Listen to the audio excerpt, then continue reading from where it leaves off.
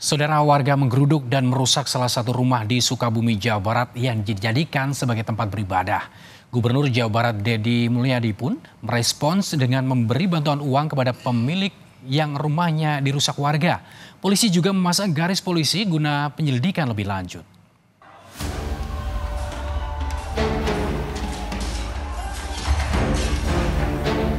Inilah aksi warga Desa Tangkil, Cidahu, Sukabumi, Jawa Barat saat menggerebek dan merusak rumah singgah milik warga yang diduga menjadi tempat ibadah umat Kristiani. Warga tak terima karena rumah tersebut diketahui tak memiliki izin sebagai rumah ibadah. Untuk meredam situasi, polisi pun datang ke lokasi dan memasang garis polisi. Pasca penggerebekan dan perusakan rumah, Deddy Mulyadi datang dan melihat langsung kondisi rumah tersebut. Deddy menyerahkan kasus ini pada kepolisian jika memang perlu diproses secara hukum. Dalam kesempatan itu, Deddy memberikan bantuan uang tunai senilai 100 juta rupiah kepada pemilik rumah yang mengalami kerugian akibat rumahnya dirusak warga. Deddy pun berpesan agar warga tetap hidup rukun dan saling berdampingan tanpa memandang ras dan agama. Ya, hukum biarkan bekerja secara objektif berdasarkan kaidah alat bukti. Saya tidak akan mengintervensi.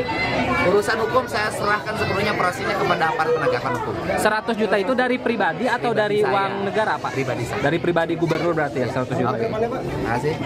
Nggak boleh terjadi peristiwa seperti ini. Semua orang harus hidup rukun, saling menghargai, saling menghormati. Menghormati perbedaan, menghormati keyakinan.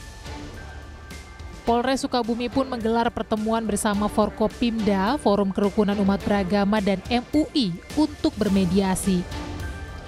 Polisi menyebut telah meminta pemilik rumah untuk menghentikan kegiatan peribadatan sementara waktu agar situasi tetap kondusif.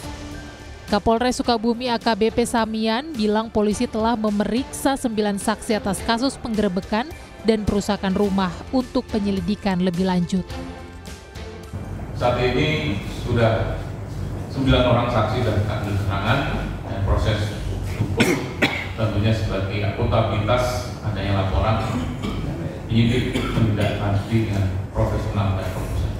Kemudian langkah kita tentunya mengingatkan kembali untuk masyarakat tenang untuk kegiatan peribadatan yang memang tidak ada izin.